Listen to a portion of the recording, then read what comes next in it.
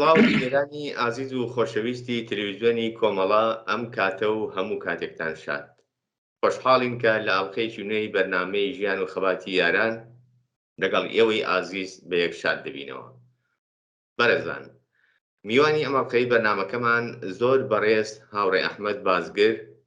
شاعری شۆڕژێر و پێشمەرگەی دێرینی کۆمەڵەیە. بەو هیوایی کە تا کۆتایی هاوڕێ و بینەرمان بن، فەرمون بۆ بیستن و بینینی ئەم بەرنامەیە. کاک ئەحمەدیان بەخێر بێن، زۆر سپاس لەوەی کە داوەتی ئەمەتان قبوڵ کردووە بۆ بەشداری لەم بەرنامەیە.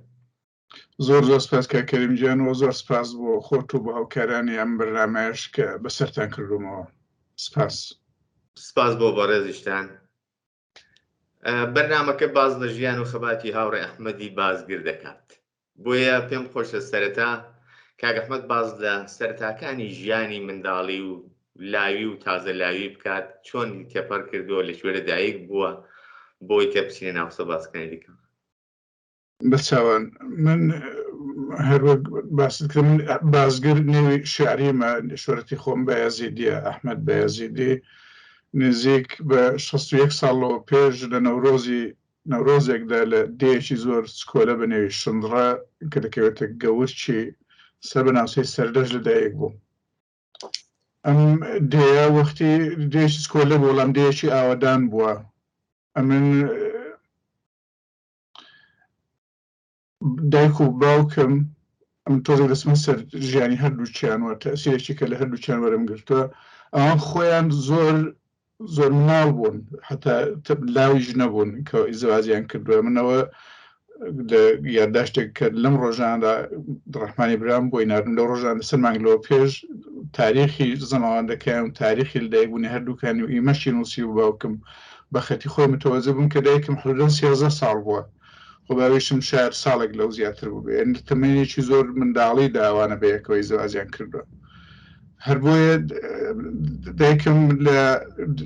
دێک کێشە شارۆچکە یان شارە ڕەبەت لەوێوە بە زەماوەند هاتووە بۆ شندڕە. بە نوکتەیەک لە پەرەنتزە بکەمەوە، ئەمە هەم خانەوادەی دایکم هەمی بابم بە ئاغا ناسراون یان دەناسرێن، ینی ئەو پەسوەندی ئاغابوونیان پێوەیە. بەڵام ئینسان گەبگەڕێتەوە بۆ ئەو سەردەمە نزیک 70 ساڵەوە پێش لە ئاغاکانی ئەو دەوروبەرە، چ گەورکان، چ نەڵێن، چ مەنگۆڕ، چ سوێسنیان، شاید لە هەر سەد ئەوەی کە نێوان ئاغا بووە دوو نەفەریان یان دوو ئاغایان بەڕاستی ئاغا بوون و ساحەب زەمین و مڵک و نۆکەر و بارگین و ئەسپ و زەوی بوون. باقیکەیان هەمویان ئاغا ڕوونتە بوون، یعنی لەواخرە نێوی گەورە و شاری وێران، زۆرتر بە کارگەری و بە هەژاری و بە زووتیاری و بە قاچاقچێتی و بە سەرنەوەی دیکە ژیا و نەوانەیە کە ئاغاش بوون. زابوویە هەم بابم هەم خانەوادەی دایکم لەم ئاغا ڕووتانە بوون، یعنی ئاغا بوون بەڵام ئاغای دەوڵەمەند نەبوون. دایکم کە بوو کاتەوە و بابم ئەوان یەکتریان هەر نەناسیوە، نە ئاشقی یەکتر بوون، نە پێکەوە هیچ ڕابطەیەکیان بووە، فەقەت خزمەتێکی دوورا و دوور. بەحاڵ ئەم دراوە بە ئەو کە تووشە دایکم هیچ زۆر ئیمکانیەوەی نەبووە لە ماڵی خۆی فێری ئەم شتانە ببێت کە معمولەن ژنێکیان کچێک لە ماڵی خۆی فێری دەبێت لە ماڵداریەوە بگرێت، هەتا چێژەنان و هەتا پێڕاگەیشتن و هەتا مێرداریەوە تا عشق و زیندەگی ئەوانە. بۆیە مناڵێکی تازە پێگەیشت و جوان هەڵی دەگرن دەیهێنن بریدەن بە پیاوێکی دیکە کەیت بۆ خۆی تازە ئەویش هەر لەو حالەتدایە، بەڵام ئەو کوڕە بۆی لە جامای ئێمەدا فەرقی کوڕ و کچ ئەوەیە کوڕ بەرحاڵ ئیمکانێکی هەیە بچێتە مەجلیسیان گوێ بگرێت، تۆزێک شت زیاتر فێر ببێت. ئەوانە کە بە یەکەوەی زەواجیان کردووە، بابم ماڵی خۆی نەبووە، بابم بۆ خۆی براچکۆلەی هەموو برایەکانی بووە و لەگەڵ ڕابطەی زۆر نزیکی لەگەڵ خوشتێکی بووە کە نەماوە بەنێمەنێز، دوای برایەکیشی کە بەداخەوەی شەر نەماوە، بابیشم خۆی هەر نەماوە، یعنی هیچ کەم لە برایەکان بەداخەوەی سەر لە ژیان دانێن، بەڵام براچکۆلەی ماڵە بووە. بۆیە وەختێک دایکم هاتووە بۆ سەر ماڵەکە، بام خۆی ماڵی نەبووە، لەگەڵ مامێکی دیکە مامێ بایزم بە یەکەوە ماڵیان هەبووە. یعنی ئەوانە دوو خانەوادە لە ماڵێکدا ژیاون کە ماڵەکە بە هەموویەوە دیو و نیوێک بووە، یعنی هەتا دوو دیویش نەبووە. هاتوتە سەر ماڵێکی فەوقالعادە فەقیر هەژار بە ئیمکاناتێکی زۆر کەمەوە، دوای نزیک ساڵێک بە ماڵی خۆی دەکات ماڵی خۆی دەکەوی بە تۆڕەی هەڵدەسێت دەسێت دیوێشی دیسکۆلەتر و تاریکتر دەبینێتەوە هەر دێدا لێ ماڵ دەکاتەوە کە من دایکم دەجارێتەوە دەڵێت زارشتی ئیشە لە زیرانەکەمان ساوەری بۆ هێنابووین کە بێخۆێنەوە خەڵک کە غەزا بۆ یەکتر داوای تێکتر دەکەن هەتا قاپمان نەبوو تێکەین لەسەر کارتۆنێک ڕۆیان کرد بۆ ساوەرەکە یعنی ئاوا بوو وەزعی ژیانی بەڵام هیچێک لەو کەسانەی کە لە ژیانی مندا تەسیری بووە با من یەکشری کەش بڵۆ من زۆر لێم دەپرسن ئەو کەسانێک کە مهم بوون لە ژیاندا یان ئەتۆ بۆ لە شارەکاندا ژن و منداڵ زۆر نێوی دێ و بەرزەستەیە و تقریبا ختم زاوی و پرسیارە بەساچی پێ نەدراوەتەوە بەڵام لەو گەوە تا تەمەن بچێتە سەر بڕێکی فکر زیاتر دەکاتەوە ئینسان شت زۆرتر دەخوێنێتەوە بەڕابردووی خۆی دەداتەوە من دەزانم دایکم زۆر تەسیری بۆ لەسەرەوەی کە ژن و منداڵ زۆر بێت نێو شیعری منەوە یعنی ئەو ئیچێک لەو ئینسانە گەورانەیە لە ژیانی مندا کە تەسیری فوق العادەی بۆ لەسەرەوەی کە من ئیحساسم بە ژن بۆ دنیایەکی بەرابەر زۆرتر بێت دەیلەکەشی دەگەڵتەوە سەردەوانی منداڵیم زۆربەی ڕاشناسانی دنیا لەسەرەوە کۆکن زۆربیان هەمویان نادڵن شخصیەتی بنیادەمەکان لە منداڵیدا شەکڵ دەگرێت و تەسیر وەردەگرێت و دەبێتە بناغە و بەردی بناغە بۆ داهاتوی ژیانی بۆ گەورەیەکەی ئەم دەورەیە من لە بیرمە دایکم مەزبور بوو لە نەبوون بوون بخڵقێنێت یعنی لە ماڵدا هیچی نەبوو زۆر فەقیر بوو لە عینی حاڵدا خشونەت حزوری هەبوو لە ژیانیدا هەمیشە بەڵام دەبووە میوان بەڕێکە دەبووە غەزا سازکە دەبووە مەحیبەت بکە دەبووە ماڵەکەی ڕووناک بێ دەبووە پێ بکەنێ دەبووە جل و بەرگ بشوە هەموو کارانەی کە ژن لە وڵاتی ئەمریکا هەمووی دەکردن بێ هیچ بنەتێک بێەوەی کەس پێی بزانێت ئەمن گەورەترین منداڵی دایکمم یعنی ئەمن ئەوڵین منداڵی بووم و دوای حەوت منداڵی بوون بەمنەوە بەداخەوە دوو منداڵانەی کوڕێک کە چوارمین منداڵی بوو زعفەر مرد حوتمین منداڵیشی وریە هەر مرد پێنجمان لە ژیاندا ماوین لەو پێنجانە جستە سێمان لە ئەوروپایان شەرلا و ناسر و خانەوادەکانیانەوە ڕەحمان و خەزیری لە ئێران ماونەوە دایکشم هەلێ لەگەڵ ڕەحمان دەژی وە من فقط پەرانتزێکی کەش بکەمەوە من زۆر خۆم بە مەدیونی ئەم برا سکۆلەشم دەزانم ڕەحمان بە خۆی بە خانەوادەکەیەوە بەڕاستی سەنجی تەواوی داناوە بۆی کە ئاگای لە دایکم بێت کە ئێستا بە یەکەوە دەژین وە ئەم ژیانی دایکم بە هەموو بۆی کە بۆ خۆی بزانێت کە ئینسانی چەندە گەورە بۆ لە زیندەگی مندا دوای ژیانی پێشمەرگایشتندا کە دیارە زۆری زەزر کێشە زۆر بەدبەختی بەسەر کێشە لە هاتوچۆیەکانیدا لە گەورەکردنی پویەی کوڕم کە لەلایەن بوو لە سوزانە ئەوەی ژنێکی هەژار لە وڵاتی ئێمەدا شێشێت ئەو هەمووی بە یەکەوە چێشتووە لە زیندەگیدا ئەم ساڵانی دوای دەگڵم خۆشبەختانە حساوەتەوە زۆر ڕازیە لە ژیان و ئەتەقەتی ناڕازی نەبوو ئەو وەختیش ئەمە ژیانی ئەوە بابیشم ئینسانێک بووە کە من ئەو معلمی گەورەی زیندەگیم بوو یعنی هەتا بتەوێت تا 13 ساڵ لە ساڵەجی عمری خۆم پێم وابوو هەموو شتێکی دنیا و دەزانێت و هەمیشتە بۆ قسەکانی احترام هەبوو گوێم بۆ دەگرت دەیلەکەشەوە بۆ بخی لە ژیانی خۆیدا زۆری زەزری سیاسی کێشا بوو لەگەڵ زۆر ئینسانی تێکۆشەر ئاشنا بوو بۆیە بە ئینسانێکی فۆقالعادە متەفەکر بوو باوەجود دەوەی کە سەوادێکی وای نەبوو ئەو سەوادەی هەیە و لەڕێی کاروان و چوونە زیندان و لەگەڵ هەستان دانیشتن لەگەڵ مەلا و کەسی خوێندەوار بەدەستی هێنابوو بەڵام بۆ خۆی ساحب نەزەر بوو لێکدانەوەی هەبوو دەیتوانی فکر بکاتەوە هەڵسەنگاندنی هەبوو لەسەر هەموو قەزیەک بۆیە من ئەو زۆر چاوڕاستم بوو لە تەواوی ژیانی منداڵیمدا کتمە تاگەیشی نە 14-15 ساڵەجی بۆ لەوێەوە دەستی پێکرد لەوێەوە دوام ئەوجا بەنەوە ئایشی دیکە بابم تەسیری هەر زۆر گەورەی هەبوو ئەو زانیش بۆ خۆم کە لە دەیەکەی خۆمان ئەوم لە بیر سوو بێ لەمان شار باشە بێ لەمە من بوو منداڵی ئەو دێ ئەمە هیچ مەدرسەیەکی لێ نەبوو ئەم کلاسی لە کلاس سواری سەرەتاییەوە دەستم بە خوێندن کردووە بابم بۆ خۆی دەرسی پێدەکوتم بەنەوەی خۆی چۆن لە فەقییان تەنبێ دەکەن لەسەر هەر کەلیمەیەک نایزانن ئەمنیش ئاوا بە زەزێکی زۆر سیر فێری خوێندنەوە نووسین بووم لە لای ئەو دوای بردمی بۆ سەردەشت کە نزیکترین شاری نزیکمان بوو کە معالی مەدرسەی لێ بوو لەوێ امتحانێکیان لێ وەرگرتم لەو امتحانە پێیان وابووە من تا سەد هەیکلات چوار سەوادی خوێندن و نووسین و ڕیاضیم هەیە وەیە ئەوڵین ڕۆژی مەدرسەم لە کلاس سواری سەرەتاییەوە دەست پێ کرد وەک هەموو شاعیر و ئینسانێکی ئەو سەردەمی کوردستانیش بۆ منیش ئەو ڕۆژانەی ئەوەڵی مەدرسە زۆر زۆر سەخت و دژوار بوو لەبەرەوەی کە دەبووە هەر لە لەحزەی ئەوڕۆ بە فارسی قسە بکەی و نوعیش ئینزباتەوە لە مەدرسەدا کە من قەت لەسەر تەختی مەدرسەدا نەنیشت بووم قەتم معلم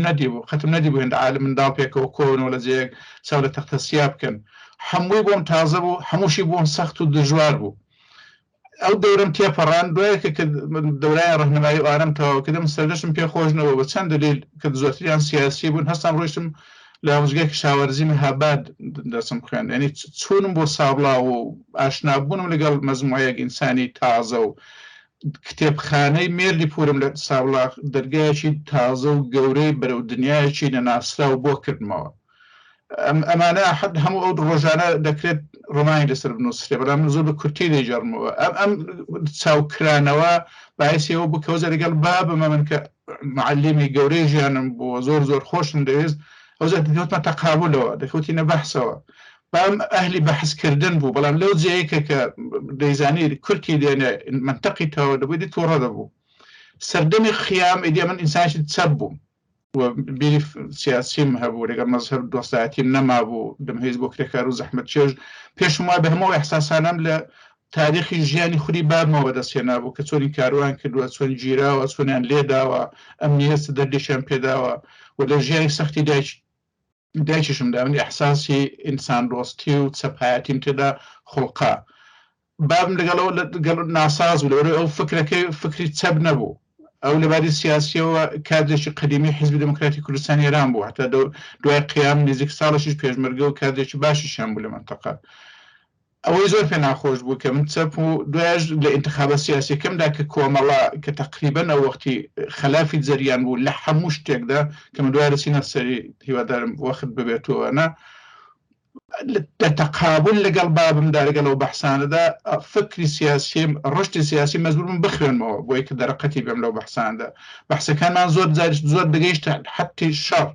هەتا ئەوەی کە هەستێ لێم جاریوە حتا دوای کە قسەمانە دەکرد بە یەکەوە بەڵام لەم کێشاندا کە نزیک ساڵێک ساڵ نیوەک تووری کێشە خۆشبەختانە ئەمن زۆرتر موفق بووم کە ئەو بەرەو خۆم چێشم یعنی لە ئاخرەکانیدا بابم هیچ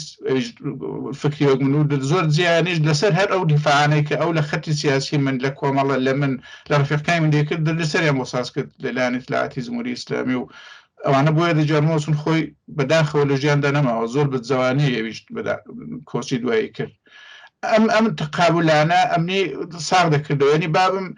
هەتا سال لە ساڵەجی معلمم بوو لەوێ بەولاوە لە تەقابل لەگەڵ بەحسەکانی کە بەیەکەوە من ئەمنی ڕشت پێدا یعنی ئەو هەردوو بنەوەکانی باعث بوو کە من زۆرتر بیرکەمەوە زۆرتر بخوێنمەوە زۆرتر خۆم ئامادە بکەم بۆ بەحسی دواترمانەوەوانە تا قیام کرێتە بەحاول دوو نەفەرە تەسیری زۆر گەورەیان لە ژیانی منداڵی مندا بوون سام لێ بوو دەتەوێت پرسیارێک بکەیانە توێنەی داوەدا مداخلێ بکەم پێم خۆش بوو ئەوەڵەن بە هیوای تەمەندرێژی و لە ساغی بۆ دایشی ئازیزت هەروەها یادی باوکی بەڕێزت بەرز و بەڕێز بێت پێشینەیەک لە خۆت و لە بنەماڵەت باس کرد کە خۆی ئەمانە هەمووی گەڵاڵەن پێشزەمینەن بۆ ئەوەی کە کاک ئەحمەد زۆر زوو هەست بە جۆرێک نابەرابەری لە ژیان جۆرێک نابەسامانی ژیان و دنیایشی دیکە هەست پێ بکات لە دەوروبەری خۆی و ئەمانە بەرچاوڕوونین لەگەڵ ئەوەشدا بێگومان هەروەکو باست کرد ئەزمونونەکانی ژیانی دایک و باوت بۆ تۆ جۆرێک دەرز بوون بۆی کە ئاراستەی فکری و سیاسی خۆتی تێدا شکڵ بدەی و بێگومان لە شکڵگرتنی شخصێتی کەسایەتی خۆشتدا حتمەن بۆت بەسوود بووە بەڵام پێم خۆشەکە لێرەوە دەست پێ بکەین لە کاتی ڕاپەڕیندا ڕاپەڕین وەختێک دەست پێ دەکات خەڵک دەڕژێنە خیابان لە دژی هەموو ئەو زوڵم و ستەمانی کە بەڕێستان ئاماژتان پێکرد بەڵام ئەو کاتە تەنیا کۆمەڵەیەک نییە بەڵکە زۆر جریانی دیکەی چەپ و ڕاست و لە هەموو جۆرەکانی لە ساحەی سیاسیدان کاک ئەحمەد چ تەفاوتێک بە چێ تەفاوتێکەوە کۆمەڵە وەکو زەرفێکی سیاسی بۆ خۆی انتخاب دەکات کە خۆی تێدا دەبینێتەوە هەڵبەت دوای سەرکەوتنی ڕاپەڕین و ئاشکرابوونی کۆمەڵە تاو کاتێک کە کۆمەڵە ئاشنا نەبووە بەڵام کاک ئەحمەد وەک باز دەکات لەگەڵ بیر و باوەڕێکی چەپ لە چەپ شکڵی گرتووەوە ئەوە لە خۆیدا دەبینێ کە هەست بە مەزموعەیەک نادادی و بێعەداڵەتی و بەتایبەت دایکی ئەگەر نمونە قەرار بدەین زوڵم و ستەم و چەوسانەوایشی بێ سنوور. سپاز من ئەوە ڕۆژەکانی قیامی 57 ساڵی 56 و 57 و 58 محیطی ژیانم سابلاغ بوو مەهاباد بوو کەەوە هەم زەمان دووشت لە منداورە وەختی شکڵیان کرد دە بەشی کردێتەوە ئەحمەد بازگری شاعر شێعر گوتن بەشێکی ئەحمەد بازگری تێکۆشەر و خەباتکار ئەو وەختی لە نێو زەریان سەپەکانی ئێراندا سازمانی سریەکان لە هەمان قویتر بوو یعنی زۆرترین لایەنگری هەبوو تازە نەوەک مۆد بووە گە تۆ چەپ بای ئەو وەختی دەبێ بەنەوەیکی ڕەبتت پیدا کرد بە سازمانی سریەکان بۆیە من دەورەیەکی کورتیش پێشەوەی کە کۆمەڵی انتخابکەمە فکری سیاسیم لایەنگری سریەکان بووم یعنی پێما بوو ئەوان چون لە هەر جێک پەیامێک چەنددا بۆ کۆبوونەوە بە سەدان هەزار کەسیان بۆ کۆ دەبەوە بەداخەوە چارەوسەکەی تۆ ڕزانین چیرە بەسەر ئەم زەریان سەپەکە ئیمکانی هەبوو زۆر کاری گەورە بکات نەکیچی نەکرد زۆریشی زەرەت بوو کولی بزوتنەوەی چەپ لە ئێران وەرە کوردستان کۆمەڵە جریانێک بوو کە زۆر وەسڵ بوو بە خەڵکی زەحمەت چێش و کرێکار یعنی بە معنای واقعی وەسڵ بوو فقط ئەهلی قسەکردن و قسەی گەورە نەبوو ئەمن زۆر جای دەستێ بیر دەکەمەوە خصوصیاتی ئەو دەورەی ئێمە کۆمەڵە بۆ ئاوا سریع ئاوا بوو بەزان کۆمەلگای کوردستان بەرەوی چووە بوو بە سازمانێکی کۆمەڵایەتی دەیلەکەی فقط شخصیەتی بنیادەمەکانی بوو بەڕاستی یعنی من کۆمەڵە لە بیرما وەختی زۆر سەرکۆنە دەکرا بۆ بەرنامە پرۆگرامی نییە دەڵێت چی ئەمن ئەو دەورەیە کە بوونی پێ ساڵی 59 لە کۆنگرەی دوودا بەرنامەی کۆمەڵە بۆ خورمقتایی تەسوێ بوو تا وەختی ئەوەی پیانە پەیڕەوە پرۆگرامیشی نەبوو بەڵام هەمان یەک دەنگ بووی نێت لە هەر جێکی لەگەڵ پێرمەگەیکی کۆمەڵە قسەت کردووە هەر وزابەت وەرەگرتەوە کە لە جێیەکی دیکە پرچی بە نکتەیەکی کە زۆر زۆر مهم بوو بە نەزەری من لە منتەقەی ئێمە منتەقەی سەردەشت گەورە ئەو جێی کەمنی لێوە دێم کۆمەڵە زەریانێکی چکۆلە بوو مەزموعەیەک شخصیەتی بنەوەختی خودی سید برایم فعالەتە سیاسیەکەی خۆی کمیتەی ناوەندی کۆمەڵە بەگشتی بڵاو بوونەوە بەنێو کوردستاندا ئەو بەشێک کە ئەمن لێ دەژێم کاک سید برایم بەرەوێک کەوت بوو عالمێکی دەناسی ئەم بوون بە کۆمەڵە لەو شرایەتەدا کە وەڵام زانایەکی فۆقڵادە بێسەوادمان هەبوو یعنی ئەو دەورەیە کە تۆ بگەڕێەوە 50 ساڵەوە پێش نزیک 90% خەڵکی ئەو دەورەیە ئەو منتەقە سەوادی نەبوون معنای واقعی نێزانی بخوێنێتەوە بنووسێت خەڵکی زۆر کەم سەوادداری هەبوو خەڵکی فۆقڵعادە سنەتی مەزهەبی بوون سنەتی لایەنگری حیزبی دموکرات بوون یعنی کۆمەڵی هیچ پایگایکی نەبوو هەموو تەلاشێک هەموو هەنگاوێک کەلگرتە بە سەخت کۆشی بنیادەمەکانی بەدەساتوە بۆ شخصیەتی ئینسانەکانی کە لە کۆمەڵەدا فعالیەتیان دەکرد ئەو دەورە هەمویان حتا دەنگدەنەگەگە هەڵبژدوادارە خەڵک خۆشی دەویستن یعنی هەموو کەس دەیگو دەگە ئەم حیزبێ ئەم بنیادەمەی لەگەڵ بێت حیزبی چاکە بێەوەی کە بزانێت دەڵێت دەنووسێت بۆ ئێمە لەگەڵ ئەو کەس ئەو مشکلانەی کە لەگەڵی بەرەو ڕووبووین ئەو پرسیانە نەگەی لەگەڵی بەرەو ڕووبووین زۆر بوون یەکیان مەسەلەی مەزهەب بوو هەر مەسەلەی کۆمونیزم بوون زرمێکی گەورە بوو لە نظر ئەکسەری فکری عالەمەکەوە مەسەلەی ژن مەسەلەیەک بوو کە ئەسان بڕە بوو قسە لێکردنی کە بڵێەوە بەرابەرە لەگەڵ پیاو لەگەڵ کرێکار و زەحمەت چێشت قسەکردن دەبووە لەگەڵ بن ئەوان بەڵام ئەوان مۆدەکە ئەو بوو سیاهی لشکری حیزبەکان لەبێ لە خوارێ مەجلس دابنێشن حەقی قسانیان نییە دنیایەکی کە دواتر بەدەستدێت ئەوان لەوێشدا هەر زەحمەت چێش و کرێکارن حزبك پیدا بوو کە باسی ئەوە دەکە کە بەرابەری سوسیالیزم دەکە باسی ئازادی و بەرابەری دەکات دەڵێ ژن دەبێ ئازاد بێ مەزهەب دەبێ بە ئەمری خصوصی بنیادەمەکان بێ لە عشق قسە دەکات لە ئینسان دۆسی قسە دەکات ئەم حزبە کۆمەڵە بوو بە بنیادەمەکانی کە دەڵێن وردەوردە پێی زیاد بوون و ئەو وەختێ لە نێو ڕووناکبیرانی کوردستاندا تقریبا ئیلیتی تێگەیشت و ئینسان دۆسی کوردستان هاتە نێوە حیزبەوە کە کۆمەڵە بێت و کۆمەڵە تقریبا دەڵێن لەگەڵ هەموو دنیا شەڕی بوو یعنی هەموو دنیا شەڕی پێدەفرۆشت زاد سبگابەوەی بۆ خۆشی زاریوە ئەمە شتێکمان هەبووە وەختی زاریوە بە شوخی دەیجێڕینەوە لە نێو زەمی ڕفیقە قەدیمیەکاندا پێیان دەگوت جەلەسەی ڕەخنە لە خۆگرتن پێشمەرگەیەکمان لە نێو دێ تۆزێک بە دەنجی بەرز پێکەنی بالەوز لەسەردا بڵام خەزاڵەتم دوێنە تون پێکەنیم حساس بکەم مزاحمی فلان خانەوە دەبووم ئەنی لەو سەدحەدا ئینسان دۆستێکی غلزەت و خەستی هەبوو ئەو دەورەی ئەمە ئەمە کۆمەڵی کرد بە کۆمەڵە کە دواتر زانم بە هەزاران و بە ملیۆنان بنیادەمی هاتەگەڵ و کردی بە من کۆمەڵەزات انتخابی من بۆ کۆمەڵە هەروەک تۆ کۆت کردەوە لە قسەکانی مندا زۆر باشش ئەوەیەکە کرد ئەمن دەمهێویست ئەگەر تێب کۆشم دام نابوو تێب کۆشم خەباتکار بم بۆ دنیایەک خەبات بکەم کە لەو دنیادا دوا ڕۆژەکەی ئینسان تێدا ئازادە و هیچ کرێکار و زەحمەتکێشان بۆ نەینەمێنێت ئەنی وا نەبێت کە برات شەو ڕۆژ زەحمەت کێشێ بەڵام ناینە بێت لە ماڵەکەی بیخوا هەر منەوە فەقری کە ماڵی خۆمانم باس کرد ئێمە تاقانە نەبووین تەواوی خەڵک وا بوو زەحمەت چێش و کرێکاری ئەو وەخت ئێستاش لە زەحمەت کێشان و لە ئاراغشتن خۆ کەم نایەنێت یەکجار زۆر کار دەکە بەڵام دیسانیشتر دەستی ناگاتێت کە بتوانم داڕەکەی تێکە نەگە نەخۆش کەوری بێتە دکتۆر و ئێستاش کە چارەسەری نەخۆشەکەی بکە وەیە کۆمەڵە بۆ من ئەو معنایە هەبوو ئەو دەورەیە زۆرم پرسیار هەیە بەڕاستی پێم خۆشە هیوادارم کە بتوانین بچینە سەر هەمویان لەو کاتە کورتەی کە هەمانە بەڵام با سوالیش کە ئاواتەرەکەم باسی مەوزەی سیاسیت کرد باسی تێکەڵبوون بە کۆمەڵە و خصوصیات و تایبەتمەندیەکانی کۆمەڵەت کرد وە گەزیشی چەپ و کۆمۆنیست بەڵام پێم خۆشە لێرەدا لە پرانتزێکدا ئەوەت بۆ پرسیارێکی کول لێ پرسم کاک ئەحمەدی بازگر پێشمەرگەیەکی شاعیرە یا شاعیرێکی پێشمەرگەیە بەو ئێعتبارە کامیان توانیوە ئاراستەکە بگۆڕە بەرەو ئەوی دیکەیان یا هەردووشان هەمزەمان توانیویانە لە زاتی کاک ئەحمەد شکڵ بگرێت سپاس دەکەم لە هەردووچیان ئەمن لەو جێدا کە شاعیرە دیوە پێشمەرگایانێت شعر دەڵێت و بەڵام بە ڕوحێکی پێشمەرگانەوە لەو جۆش کە پێشمەرگەیە ئەو دەورەی کە پێشمەرگاتی باو بوو نمونی هەبوو ئەحمەد بازگر پێشمەرگە بوو ئەمنی پێم خۆشە فقط یەک قسەی کەش کۆنێرەکاندا کە زۆر جار هەر لە فرسە گیر ناکرێت ئەم چەپەی ئێستای ئەمڕۆیی یان بەشی زۆری ئەوانەیە کە لە کۆمەڵە کەوتونەوە یان بە ناوی سەپی کوردستانن زۆر جار لەسەر سەر چیشی پێشمەرگایەتی و بە نەوەیەک محکومی دەکەن ئەوە بۆ من یەکێک لە پرسیارەکان مەکە ویستم بڵێم ئەگەر شاعیری بۆ پێشمەرگە و پێشمەرگەی بۆ شاعیر بەڵام بۆ ئەو کات ئەولەویەت پێشمەرگایەتی بوو چ زەرورەتێک ئیجابی دەکرد هەر وەک دەبیستین زۆر کەسولایەن ئێستاشی لەگەڵ بێت ئەو مەوزوعە دەبەنە ژێر پرسیار مەسەلەی خەباتی چەکداری پێشمەرگە بوون ئایا بەڕاستی زەرورەتەکە چ بوو کە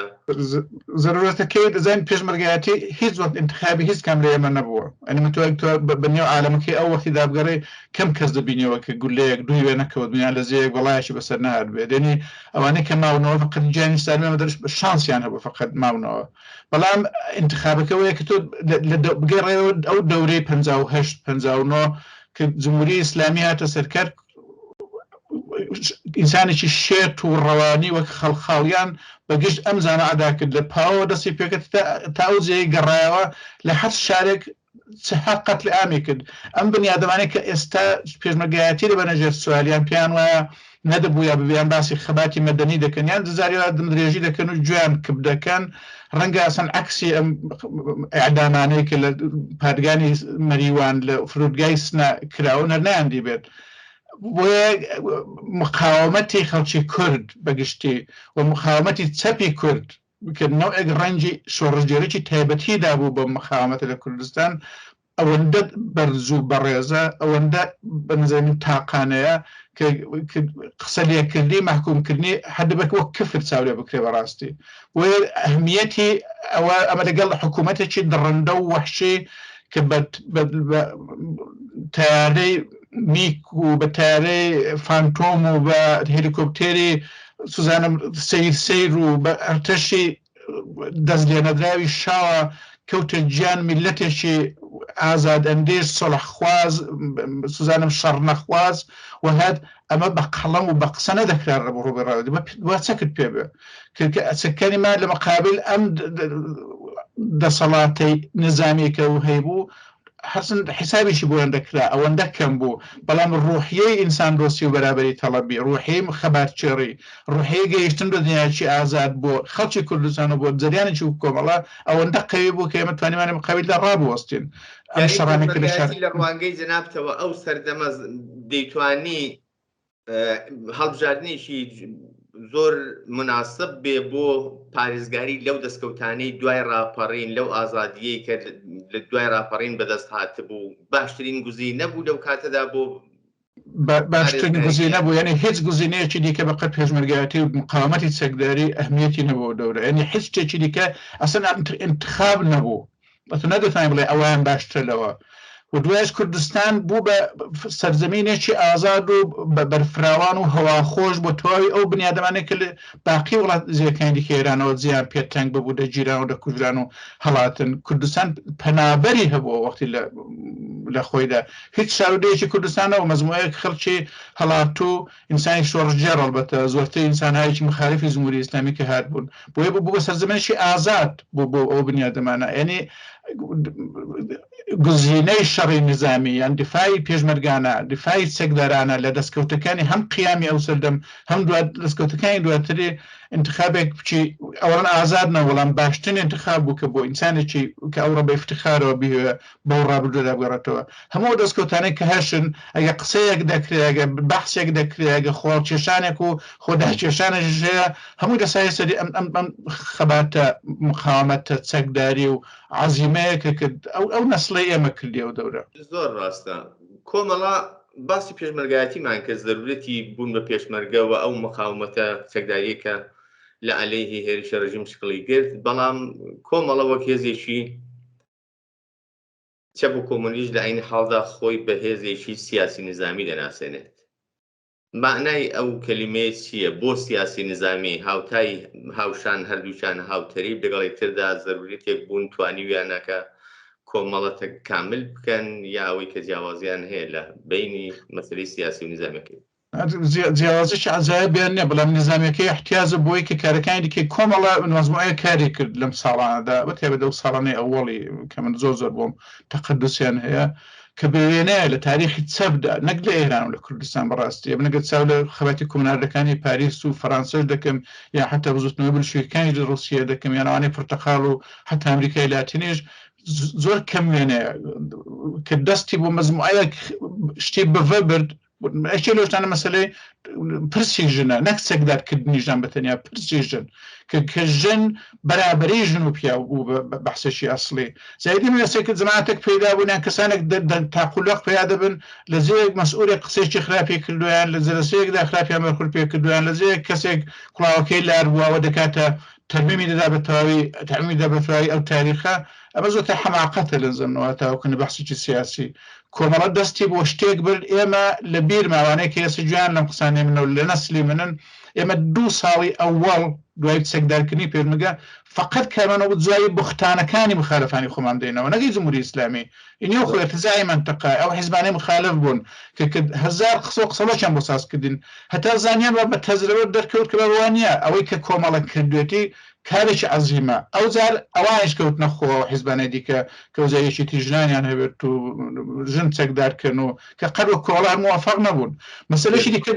مەسەلەی کرێکار زەحمەت چێشە لەمە قسێکی کەم نییە ئەتە تاریخی کورد چاولێکە لە هیچ بەشێکیدا بەڕاستی نبینیەوە کە کرێکار و زەحمەت چێش بەم شدەتە دیفاعی لێکرابی و خرابەتە سەروی مەجلس لە کمیتە مەرکەزی کۆمەڵدا مەزموعەیەک زەحمەت چێت بوون بۆ ئەندامی کمیتە مەرکەزی هەر ئەو سەردەمەی کۆمەڵە کە سەردەمێکی زۆر خوێناوی و سەخت بوو پڕ ئیتفاق بوو یعنی هەموو ڕۆژێکی تازە ئیتفاق دەکەوت مەسەلەی مەزهەب لە کوردستان کۆمەڵە زۆرتری مەقەڕەکانەوە مزگەوتەکان بوون کە وەشێکی بەڤە بوو لە ئەوڵەوە دەگەڵ مقاومەتێکی زۆر ڕوبێڕوو بووی مەڵان دوێت نەشان کە بە احترام بە ئازادی مەزهەبی شخصی بنیادەمەکان بەڵام لەسەر خودی مەزهەب مشکلمان هەیە ئێمە من لەسەر بەڵایەکە بەجیان بەشتەرەوە هەڵتۆقیوە بەڵام بنیادەی مەذهبی تاوانبار و خەتابار نەبوو لە نزر کۆمەڵەوە بە احترامێکی فوق العادە و بەرخورمان بۆ بنیادەمانەش دەکرد لە دایکوڵەکانی خۆمانە بوو تا زیران و دۆست و ئاشنایەکانمان بۆ ئەم کارانە عەقڵی دەویست بۆی کە بتوانێت ئەم کارت بکەیت دەبووە جمهوری ئیسلامی زەفەرت پێ نێنە مەقەڕت بۆی کە بتوانێت ئەو کردووە چەکت پێ بێ دەتوانێت بە ئازادی دانیشی لە سنە بڵێ خەڵکی نێوەرم باشە بۆ سوسیالیزم تێکۆشین هەردەما ئەم شارە 24 ڕۆژ خەتایەکی خەڵک دەیزانێت ئێستا خۆش بەتان دوای من پرسیارەکەم وەرگرت بۆی کەمێک زیاتر شتی دیکە بڵین داوا لێ بۆ دنیا دەکەم قەتە کردی بەڵام پێم خۆشە بۆ وچانێکیش بێ ئەگەر لە بەردەستدا بێت ئەگەر لە دەستڕستدا بێت شعرێکی زۆر کورد کە مناسبەتی بێ لەگەڵ ئەو بەشە لە قسە و باسەکەمان کە کردمان سپاس دەکەم ئەمە شعرێک دەخەنەوە کەەوە لە ئەوڵم باسی دایکم باوم کە ئەم شعرە نوێژی سڵاوێکی تازە لە دایکم شعرەکە بۆ ئەو لێم دەپرسن شەپۆلی ئەو هەموو هەستت بۆ ژین و بۆ مناڵ بۆ جیهانێکی بەرابەر لەکوێوەیە سەرچاوەکەی لێم دەپرسن بۆچی لە لەرفەناکەوی کوورەی بڕوات چ ئاگرێک نێڵەی دەدا و کۆرپەی ئاواتەکانی تۆ چ دەستێکە ڕای دەژێنێ کەژاوەکەی لێم دەپرسن هۆکەی چییە تەمەن زەفەرت پێنابا و ڕەجی هیواد بەداهاتوو مەحکەمتر بە عەرزدا دەچێ و پێمان ناڵێ وزەورت لەسەر کام شاخەوە هەڵدێ هەتاوەکەی لێم دەپرسن کێیە و چۆنە ئەو ڕبێ لە ئۆقرێنەگرەی لە ناخدا جێی گرتووە و بۆشن نابێ هەنگاوەکەی ئەیدایە ژیان لەوە دەچێ خاوەنانی ئەم پرسیارە نەیان بیست بێ کە تۆ ئیلهام و سەرچاوەی جوانترین شعری بازگری و ڕووناکایی بۆ سەر بیلبیلەی چاوەکەی ئەو شعری بۆ دایکم سپاس زۆر جوان بوو دەستت خۆش بێت زۆر سپاس بۆ تۆ سڵاو لە هەموو دایکانی عەزیز و خۆشەویستیش کاک ئەحمەدیان بەڕێستان پێشمەرگە بوون لە ئەرکوکاری پێشمەرگایەتیدا جیاواز لە زۆر مەسایلی دیکە لە بەشی ڕاگەیاندنیشتیشدا لە ڕادیۆ و لە کۆمەڵێک کاروباری مەوزوعی کانونی هونەری و شتەدا هونەری کرێکاری ئەڵبەتە ئەگەر هەڵە نەبم بەشداریت کردووە دەکرد لەو بابەتانە لە چالاکیەکانت کەمێک بە کورتیەکە بریوە سپاس دەکەم کورتی من دەزانیشت و لەگەڵم کورسایی دەکەم بێ بڕمەوە ئەمە وەختی خۆی زیاترشتە لێ پرسم چون دەزانم ئەم وەختە کورتەمە دوو بەرنامەمان دەوێت کردین بۆ بەحسانە بەڵام قەی ناکەوە ڕێگەین گوزارێکی دیکە ئەمە لە کۆمەڵەدا مەجموعەیەک شاعیر و نووسەر و هونەرمەند هەبوون ڕۆژنامە نووس و شانۆگەر و پەیکەرساز و نەقاشوانە هەر کەسە بەرخۆیەوە کاری خۆی دەکرد دوایش لە هەرم جەمعەمان بەوە گەیشتین کە باشە زەرفێک ببینەوە کە پێکە فعالتی هونەریمانی تێدا بکەین هەمومان لەسەرەوە کۆک بووین کە ئەمە نابێت کۆمەڵە بێ یعنی کۆمەڵە وەک تەشکیلات حەقی دخالەتی لەسەرەوەی کە شاعیر دەبێت چ بنووسێت نەقاش دەبێت چ بچێشەوەی نەبێت بەڵام هەمووان ئەندامی کۆمەڵە بووین اتفاق هەر بۆ معنایش بۆیە زەمان لە پێشتر گروپێکمان گرۆیەک دروست بنێ گروی بانگەواز کە مەجموعەیەک سرور و گۆرانی زۆر باش تۆمارکران کە وەختیم کاگناسی ڕزازی هەم کاگنەزمە و کاکالی بەداخەوە کاکزماڵی مفتێش ئەوانە لە ئەن پێشمەگەی کۆمەڵە بوونەوە سەردەمەکەەوە کارێکرا دەورەیەکی عەمرێکی کورتی هەبوو بەڵام کاری زۆر گەورەی تێدا کرا دواترکەی هاوینیش بڵێم کە هەر لەو کۆرە هونەریەدا لە باشترین کارەکانی چەند شێعری تۆ کراوە بە سرود و گۆرانی شۆڕەژێرانە لەوانە وەکو شێعری زولفا گۆمەشین چۆن بۆت بدوێم تازە ئاشنا و هەروەها بۆ ئێوە و مەجموعەیەک شێعری دیکە کاری ئەو گروپی بانگەوازی هونەری شۆڕەژێرانە بوو لە کۆمەڵەدا کە پێم خۆش بوو بینەران وەکو یاداوەریەک ئەو شێعرانە کە زۆر لەسەر زمانی زۆر لە بڵ سپاس دەکەم وا بوو ئەمەەکە مەش تاریخی گوتنی گۆرانیانە هەر کە من دەگەڕێتەوە کە فرسەت نییە ئینسان باسی بکات کرۆنۆلۆژیەکەی باس بکات بەڵام هاوینی 64 گروپێکمان سازبوونەوەی کانونی هونەر و ئەدەبیاتی کرێکاری کوردستان ئەم فقط یەک دەڵام ئەمە بۆ دروستکردنی بۆ نووسینی بەیانەکەی کە کافاتای شێخ نووسی چاوە زۆر قسەکرا لەسەری ئەمن هەمیشە داخیگرانمەوەیە کە ئەو بەحسەنان بۆ زەبت نەکردەوە خێت بەنا حەدیقل 3 هەفتە دانیشن ئۆردوگای مردومە دروستمان کردێن بکاونەکە پێگەهات بەحث بوو لەسەرەوەی کە ئاسان کرێکاری دروستە یان نا ئەسن دەتوانێت هونەر کرێکاری بێ یان نا ئەگەر ببێ بەرحەڵ لەسەرەوە سابوون و هەنێونەیە کرێکاری بەڵامەوەی کە ئەو ڕفیقانەی کە نظرێکی کەیان هەبوو بەداخەوە مەکتوب نەکرا بەحسی زۆر بە پێز کرا کە هەموومایان ڕشت پێدا نشتێکمان دروست کرد بنێ نشتەی پێشنگداوەڕەوە فارسی و کوردی پێکەوە دوای لێکمان زیادکردنەوە کەم بۆ خۆم ئیفتخاریەوە هەبوو چەند نەشری سەردەبێری بەشە کوردیەکەی بووم و مەزموع هێشتکاری گەورەی هونەری ئەو دەورە کرا کە بەشێکی زۆر لە ڕفیقانە بەداخەوە جانان بەخت کردوەتر بەشێکیان هەرماون ئێستا من نێوان ناڵم چون هەمیشە کەسانێکی زۆر مهم لەبیر دەستێت کە دوای بۆی خەزاڵاتی خەڵک نەبم بەڵامەوە هەیە تاریەکەی سەبتە و سەنەدی ڕسمی هەیە لە دروستکردنی مەزمەی عمومی ئەوڵێکی کە دامان نەزراند و بەحسەکانی دواتری و کارەکانی هونەری بۆ مەسەلەی شعرەکانی منیژەوەی کەمیشە خۆش ئەمە وەختی خۆی گۆمەشین کە کاری ناسر کوتی دوا بوو وەک بۆم تەقیەوە لە کوردستان دەی لە کەشێ مەزموونی پایانە بوو کە گۆمەشین هەیەتی و بە دەنجی هونەرمەندێکی گەورەش کە بە کۆمەڵەوە تەداعی دەبووەوە ئەو نوکتە زۆر زۆر مهمە من پێم وا بێت ئەو لە خۆمەوە دەیڵم خەڵکی دیکەش ڕەنگە وا فکر نەکاتەوە یان پێیانەوە نەبێ گەورەیە و نێوداربوون و خۆشەویستی بەشی زۆری ئێمە کە هەمانە ئێستاش تەنیا لە قودرەتی هونەریەکەدا نیە لەبەرەوەی کە بە خەباتێک پێوەست بووین بۆ ڕێبازێک تێکۆشانمان کرد کە ئەو ڕێبازە بۆ خۆی پیرۆز و خۆشەویستە یعنی بوون بە کۆمەڵە بوون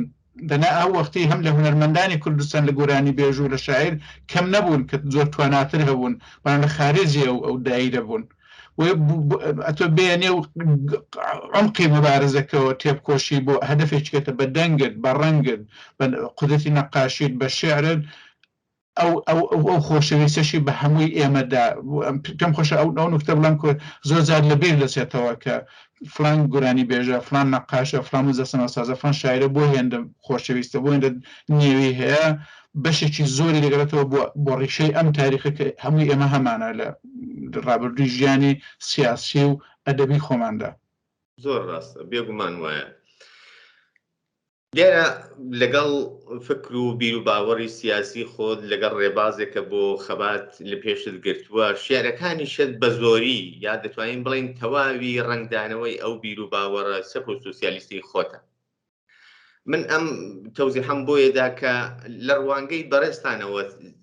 شعر چۆن تعریف دەکرێت شعر بۆ ئەسەن کاربوردی شعر چییە لە زاویەی دیدی کاک ئەحمەدەوە شعر ئەگەر زۆر بە کوردی تعریفی چون بە دوای ئەوەدا پرسیاری دیکەم هەیاتمە شعر زۆر کەس تعریفی بۆ کردووە من پێم وایە هیچ کەس نەیتوانێت تعریفی دروست یان تەواو لە شعر بکات بۆیە هەمیشە شتێکی هەر کەمەوە دەچی تعریفی شعر دەکەم بە نەزەری من شعر داڕشتنەوەی ژیانە بە شێوەیە کە ئیحساس و منطق تێکەڵ دەکرێت بە نوعەیەک یان لە فانتازیدا ژیانێک دادەڕێژی ژیان دادەڕێژی کە فقط منطق و رابطەیەکی ڕیاضی و حسابی نییە ئیحساسشی تێکەڵە جامە بە شێوەیە کە زۆر زار تووشی پارادۆکس دەبێت شت دەڵێ کە تەناقوزیان هەیە بەیەکەوە جاری واشە زۆر چاک دەسەست پێ بەڵام ئەم وەختێک دەبێت بە شێعر کە تۆختێک گوێگرەی هەیە لە زیەک دەبیسترێت بەدڵی شۆ بنیشە ئەنی ئەحساس بکەیت کە لەگەڵ ئیحساست ڕابطە دەگرێت هەندێک کەرەسەی پێویستە زمانە قودرەتی فانتازیە لێکدانەوەیە تەجربەیە باشە شیعر ئەگەر تەنیا دیارە لە ڕۆنگەی بەڕێستانەوە داڕشتنەوەی ژیانەوە جۆرێک فانتازیە ژیان بۆ داهاتوو تەرسیم دەکرێت لەو شیعرەدا بەڵام زۆر شیعرەکان بەرداشتی ئەوان لێ دەکرێت کە وەکو ئەبزارێکی بەرخۆدانیش کەڵکی لێوەردەگرێت لە کات و سەردەمی جیاوازدا من لە شێعرەکانی بەڕێست و زۆرێک لە شاعیرەکانی کە لەخوان لە بەری چەپدا دەبینەوە ئەوە دەبینم بەڵام شعری دیکەش لە کەناری ئەوەدا و لە شاعرانی دیکە بیسترە و دەبیندرێکە زۆر جیاواز لەوەیە ئایا شعر بەڕاستی ئامرازێکی بەرگریشە لە هەمان کاتدا بەڕێستان پێشمەرگە بوون چەکتان پێ بۆ بەرگریکردن لە ماف و داخوازی و کۆمەڵێک دەستکەوت بەڵام ئایا دەکرێت شعریش ئەو ئامرازە بێت کە بۆ بەرگری لە کۆمەڵێک دەستکەوت یا بەگشدا چوونەوەی ئاڵنگاریەکانی سەردەم کەڵکیەوە بگیرێت بەڵێ جای پرسیارەکە کەریمجان هەم ئایا و هەم نایە بۆ معنایەوە شێر مرۆتێک شار دڵم ئاوێنەی باڵانوێنی بیر و باوەڕی خۆشمە یعنی من وەختە لە عمقی خەباتەکە و تێکۆشانەکەدام ناکرێت شتێک بڵم کە نامەڕبوود بێ بەوە ینی ناگوترێت بەڵام نایە بۆ معنایە کە شێر بۆ خۆی بە خودی خۆت بێەوەی کە هیچ ڕەبتێکی خەباتیش ژیان خۆش دەکات یعنی مەگەمە لە دەورانی مندا شتێکمان هەبوونەوەی گاڵتەوە گەپ کەوانش بەداخەوە زۆر بەرنامەی خۆش بوون کە خۆزگە زەبت بکرابانە تۆمارکەوانە کەسە هەبانە کە بێ هیچ بۆ خۆی لە خۆیدا ئەرزشی هەبوو بەڵام دوێژ وەتۆگەتە شێر هێنا سەر کلمەی ئامرازت بۆ بەکاربر ئەوەختی شعر نامێنە ئەوە سرودن سرودیشمان هەن کە مەزمایەک سرودم هەن بەڵام گەورەترین سرود بێژی ئەمە لە کۆمەڵدەکە مسلح بووە مسلحی ڕێبوار بووە بەڵام هەر مسلح شێرێکی هەیە دەڵێ ئەوەی ڕەوشەری نان دەڵێ هەموو ڕۆژ دێم هەینان کەس دێم ناکڕێ ساحبی کار دەڵێ لەو بازاڕە بێ ڕەحمەدا ژیان هەرزانتر لە نان ئەمە شیعرە بەڵام عینی حەڵدا خەباتیشە یعنی ئەوەندە نزیکە لە دڵ ئەوەندە هەستی پێدەکەوە تێک گوێ لێ دەبێ لە ئەو جی شعربوونیدا بەڵام لە عینی حاڵیدا تیژێکی خەباتکارانەیە کە کەم مەقالە دەتوانێت بۆ ڕوونیا بەگشت سەرمایەدار بەگشت ئینسانی زوڵم داپلۆسێنەر دابچێت وی هەردووچیانە هەم بۆ خەبات دەتوانین کەرچە لێ وەربگرێ هەم بۆ خۆی لە خۆیدا خۆشکەری ژیانە شعر کاک ئەحمەد بۆچی شێعرەکانی هەوڵی نەداوە هەمووی بە کۆی گشتی لە دیوانێکدا لە کتێبێکدا کۆ بکاتەوە ئەوە وەکو کەمبودێک هەست پێ دەکرێ بۆ هەر بەو پێش هەست دەکەم بە هەموو تواناییەکانتەوە بە هەموو خۆشنێویتەوە بە هەموو پڕمەحتەوابوونی شێعرەکانتەوە بەڵام بەنیسبەتی مەجموعەیەک لە ئەوانەی کە بەناو خۆیان بە شاعر ناو دەبەن بەناوبانگ و مەشهور نەبووی زۆر متەئەسفم بۆ کە ئەوە دەڵم بەڵام بۆ وایە بۆکارێک نازانم ئەوە تەسویرە درست مەشهور بوونی من بەڵام من بۆ کۆکرد بۆ چاپی شێعرەکانمە من تاوەکو زۆری پێسوە تا ساغ بوومەوە کارە بکەم وەسواسم هەبوو پێوانە وەر بە کارێ بکەم کە دوای لێی پەشیمان ببمەوە هەمشماوەرەوە کشتەی چاپی دەکەم بە بەرهەم بێت وەختیش گەیشتمەوەی کرد بە چاپیان کەم وەزار پۆڵم نەبوو چاپیان کەم یعنی ئیمکانی ئەوم نەبوو کە کارە بکەم کە بەداخەوە لە کوردستان هاوڕێی خۆشەویستم کاگە نورحسێن دوو بەرهەمی چاپکردنەوە دیوانێکی چاپ کردووە کە تقریبا کۆی هەموو شێعرەکانی تاوەختیمی تێدایە هێندێک هەڵەی تێدان کە بە هیوال وەرە چاپی بکەمەوە کاتۆتە دەرێ دیوانێکی کورتیشم مەزمایەک ساڵی 2011 چاپ کرد کە هەرچوونە دەرێ بەڵام منەوە دەزانم بۆ ئیمکانات و بۆ ارتباطاتێکە بۆ خۆم هەمە لەگەڵ نێوەوە ئێران و شاعران و لیتی هاوڕێی کوردستان دەزانم زۆر بێخەبەر نین لە من خەڵکیەوەی کە ئەهلی ئەدەب و نووسین بەڵام وایە شرایەتی ژیانی خۆم ئاوا بووە کە نەمتوانیوە وەک دەبوو پێڕا بگەم من زۆر سەرقاڵیم هەیە لە ژیاندا کە کەمیان مەڕبوتن بە دنیای ئەدەبی و شاعریم کە من ئەو پرسیارم کرد لە شوێنێکدا بیۆگرافی کاملی بەڕێستانم خوێندەوە ئەوەی تێدا نووسراوەکە ئەڵبەتە لەوێدا جۆرێک تەعەسسوب خراوەکە وەکو پێویست نەناسراوە بەڕێوەبەر هەر ئەنوەر نووسێتی ئەمە لە پێشەچی وایە ڕاستەوە دوایژێک گەشتری کەش هەیە مقاومەت بۆ ناسینی شاعرێکی کە بۆ سوسیالیزم تێدە کۆشێت دزامادا هەیە یعنی تۆ ئێستاش دنیای زاڵی دنیای ئەدەبی لە باشوور بە تایبەت کە ئازادیەک هەیە هەر ئەوەیە کە عەلاقەیەک بە ناساندنی شاعری لەونەوەیە ئەمنەوە زۆری خەفەت لێ ناخۆم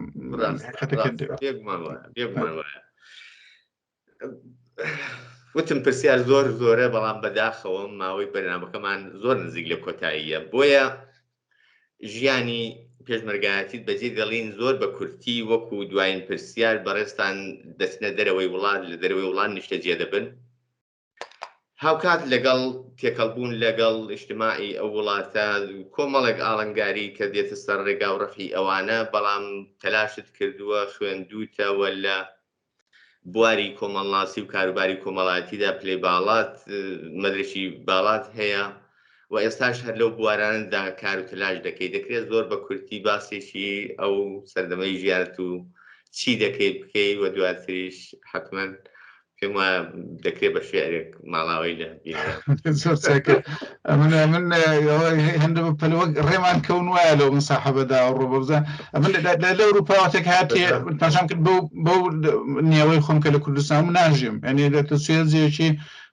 خارجی بوو نیێوشی سەیرت هەیە و سەرت ڕەشە و دەبێت کارێ بکە بۆ زوو بەوە گەیشتم کردێ بخوێنم بۆی کە ژیانم بەڕێوە بچێت لێرەکانە ئاکتەکە خوێندمەر و بە تۆ ئاست کرد لە بواری کۆمەڵاسیدا دەستم خوێند و دوێژ نزیک 23 ساڵە لە بوارەکانی زۆبەجێدا ئەمن خۆشبەختانە باوەڕیان وا پێ کردوم کە دەمکەن و مەسئولی ئیدارەکان یعنی زۆر لە مێردە 23 ساڵەکە هەر جارێ لە کۆمونێک و لە جێ ڕئیسی ئیدارەیەک مەسەر لە کلینیشتی گەورەی شارێکی هەر نزیک خۆمان خەریکم کار دەکەم بۆ ژیانی شخصی خۆشم لێرەکانەکە من ژیانی هاوبەشم لەگەڵ زارات تێکس و وەختی کاتی نێرەکانە بەڵام خۆشبەختانە من لەگەڵ جەمیلە دەژینەوە 20 ساڵە و دەتوانم بڵم هەچی دەستکەوتێکی کە تۆ لەم قسانی ئەوڕە بیستت ئەم ساڵانەیە خێریکەوە دۆرەتەن دەسێتە سەرێ هەموو خۆشیێکی ژیان هەموو ئیمکانێکی کە دەتوانم بە تەواوی سەرقاڵیەکانم ڕابگەم لە کاری کارمەوە تا کاری شێعریوە تا حلکردنی مشکلێک ڕفیقایەکی کە احتیاجیان هەیە کەسانێکی کە ڕوون تێدەکەن ئەگەر جەمیلەم نەبایە هیچم بۆ جێبەجێ نەدەبوو یعنی بۆیە جەمیلە هاوسەری ژیانم نەکرد هاوسەرێکی باش بەوەڵکو کۆڵەکەی ماڵەکەشمانە بە یەک و دوو کوڕمان هەندێکەوە چوار منداڵان هەیە سەرجەم بەیەکەوە دویان گەورن یەکیان لە بارسەلۆنای ئیسپانیایە پوویە کە 35 ساڵە هاناشمانەوە لە ئوسترالیا کە ئەویشە لە عومرەدایە هەوار و ئارانیشمان هەن کە 22 ساڵ و 19 ساڵن لە ماڵدا زەمیرەش بۆ خۆیەسە بەرپرسی مەزموعەیە پەرستاری مەدرسانە لە شاری کۆمونیە تووبەری بەڵام ئەوەی ئەو بۆمی دەکات و ئیمکانم بۆ فراهم دەکات کە حاڵم باش بێت بتوانم فکر بکەمەوە بتوان بخەوم ئیسراحەت بکەم بڕم بەکارم ڕابگەم ئەگەر ئەو نەبایە ئێستا ئەحمەد بازگرێکرد نەبوو تا مەساحەبە لەگەڵ کێوە بە شۆخی بەرگوزار بێت بچێتە پێشە بۆیە ژیان لێرەکان زۆری ڕازیم و افتخاری ژیانیشم ئەوەیە کە من بەڕاستی لە تەواوی عمرمدا ئەوەندەی و بێرم دێت کەمتر زۆر تیژ بۆ توای و کەسانی خۆشم ویستون دەکرێت کار و زەحمەت شێشەوە بێتە دۆست و ئاشناوە بۆ وانی ژیاوم یعنی من پێم وانە تاسە نەمبیستەوە کەسێک وەک شەخص ناخۆشی بێمیان خراپێن بڵێت مخالفی سیاسیم حتمما زۆرە کەەوە زۆر تەبێیە بەڵام دوک بە بنیادەم سایم کە دەمیشە قازانزم بێت و خۆم پاراستوە لە تاوەندێ بکرێت زرت بم بێەوە کەس ژیان بۆ خۆمە هیوادارم هەر خۆش بی هەم منداڵەکانت بۆ ئێوە هەم ئێوە بۆ منداڵەکانت بۆ هەم هاوڕێ جەمیلە نمونەی زۆر بێت زۆر بەداخەوەم من داوا لێبوردن لێ دەکەم وتم بە دەلیلی خودی ئەسەن محتەوای بەرنامەکە کە باز لە ژیان و خەباتی خۆت دەکات زۆر نەمانتوانی بچینە ناو بواری شێعریەوە یا سرفەن تەمەرکوز بکەینە سەر بەشێک لە قۆناغەکانی ژیانە ویستم هەمووی مرورێک بکەینەوە زۆر بە کورتیش بێت حەقی خۆی نەدرا کاملەن پێی من لە بابەتەوە حتمما دەرێک دەکەم هیوادارم کە فرسەت ببێت لە داهاتوودا و لە بەرنامەی جیاوازدا هەموو قۆناغەکانی ژیانی تۆ ئاوە بەوردی بدەینە سەر بەرباس و لێکۆڵینەوە و مروریان بکەینەوە من زۆر سپاست دەکەم بەڕاستی بۆ بەشداریت بەرنامەیەکی زۆر بە پێس لە زمانی شیرینی خۆشتەوە حتمما زۆر جیاوازە بەرنامەکە پێم خۆشە لە کۆتاییدا ئەگەر ببێت شعرێک پێشکەش بکەی و دواتر بەیەکەوە ماڵاوایی لە ژیان دەکەین ئەلبەتە دوای شعرەکەش دەتوانی ئەگەر پەیامێک ئەگەر وتەیەک ڕوو بە بینەران تلویزیۆنی کۆمەڵا یا شتێکەگە لە کەلام کەوتووە باسی بکەیت مەجالی ئەوەن دەبات سپاس دەکەم کاکەین دەزانم بە تۆ محدودیەتی بەرنامەکە هەیە لە وەختدا ئەوە دەزانم من شعرێکم ئامادە کرد بوو نازانم حتا تۆ توانی بەسەریدا باز بدەیت چون چەند دقەیەک توول لە شێشەوە ئەگەر دەزانی وەخت نابێ ئەوشت نەگرێن دەتوانین تقریبا تا 2-3 دقیقە 4 دقیقە باش ئەمە شعر خوێنەوە پەیامیش فقط سڵاو بۆ تۆ بۆ هاوکاران تو بۆ کەسانی بەرنامە دەبێنن هیچ قسەیەکی ئەمە لەو شعرم وەختێک نووسیوە لە جێیشکەش بڵاو بۆ تۆ وەزارێکی دیکە بۆ ئەو هەڕەشەی کە جمهوری ئیسلامی لە پۆزیسیۆنی ئێرانی کردی کە ئێستاش بەداخەوە هەر خەتەرەکەی هەیە نێوی شعرەکە 40 ساڵە ئەو دەخوێنمەوە کە من هیوادارم کە هێندە درێژ نەبێت کە بەرنامەکەتان عازز بێ پێدا 40 ساڵ ئەوە بوو بە 40 ساڵ ئێوەی مەلا ئێوەی ڕیشن ئێوەی بەدایم خەواڵ و ئێوەی خزمی باوێشک و خوێن ڕشتن ئێوەی خوگرتن خوگرتووی خوێن مشتن ئێوەی بێگانە لەگەڵ عێشق ئێوە دێوجامەکانی سەردەم و ئێوەی سەودا سەری کوشتن ئەرێ ئێوە ئەوە بوو بە 40 ساڵ گشت ئێرانتان بۆ خنچی خنچێنەرتان لە عەبایەک هەڵپێچاوە ڕەشە هەر لە چەشنی دڵتان بەڵام ئێمە ئەرێ ئێمەی 40 ساڵ لەوە پێشی کۆتاییەکانی 57 سەرەتاکانی 58 لەو ڕۆژەوە تەسبێح و ڕیش و ڕشک عەبا و مەندیل و دەمپایە گابۆڕەکانی تاسوعا و زنجیر شمشیری عاشوڕا و بەردەمۆر و ئاخوند و ئافتاوە چوونە سەر تەخت و جێگەی تاز دەنجی ناماندا بە ئێوە ئەرێ ئێمە لە کوردستان لێوەکانمان هەرگیز لەژێر عەبا و ڕیشی ئێوەماناندا نەکرۆشت ئەرێ ئێمە لە کوردستان نیوەکانمان هەرگیز لە ترسانە و لە برسانە کوور نەکرد و غروری خۆمانمان نەفرۆشت لەو ڕۆژەوە ئەوە بوو بە 40 ساڵ ژاری ئێوە و زاری ئێمە بۆمبی ئێوە و شاری ئێمە بەگشتدا هاتوون و ماڵوێرانی لە ئێوە و بەگشتدا چوونەوە و بەرەنگاری ئێمە لەو ڕۆژەوە نە ئێمە پێتان وێراوین نە ئێوە خەوان دووتانین لەو ڕۆژەوە نە ئێمە هیوا لێبڕاوین نە ئێوە بەزان دووتانین لەو ڕۆژەوە 40 ساڵی ڕەبەقە لەو ڕۆژەوە چواردەیەی تاڵی ناحەقە ئێمە هێشتا هەر بە پێوەین ئێمە هێشتا هەر بەڕێوەین من نامەوێ برینەکانی ئەو 40 ساڵە بکولێنمەوە من نامەوێ داستانە پڕ لە ژین و ژانەکانی ئەو 40 ساڵە بخوێنمەوە من نامەوێ خۆم و خۆمان سەر کۆنەکەم نەهاتیەکان بەسەر خۆما بشتێنمەوە و من ئەمڕۆ لەم پاییزی ساڵی 1400دا لە دوای زیاتر لە 40 ساڵ هەر نیوەڕێ و هێشتا هەنگاوم شل نەبوون هەر پڕهیوا و هێشتا شەقاوم کول نەبوون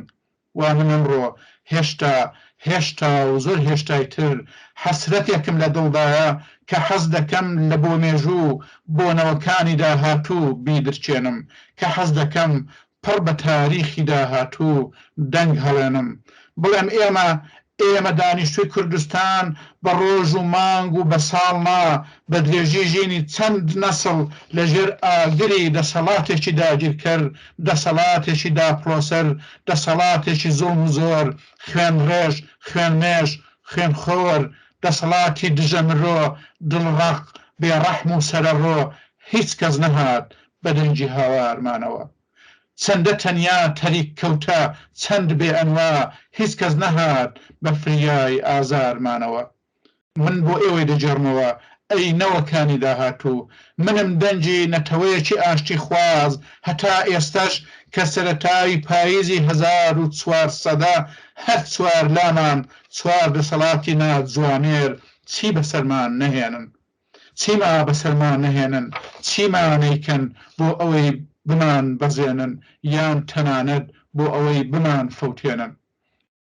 من بۆ ئێوەی دەجێڕمەوە ئەی نەوەکانی داهاتوو زۆربەی هەرە زۆری وجدانەکانی ئەم سەردەمە لە دنیادا دەرحەق بەم ئازارە لە کوردستان خەوتون گوێکان کپ و دیدە کوێر و زمانەکانیش لە وزەی ئاخاوتن کەوتون ئەوا دیسان پرسیارەکەی نێزیک بە 30 ساڵەوە پێش دەپرسمەوە لە کوێم دەنگم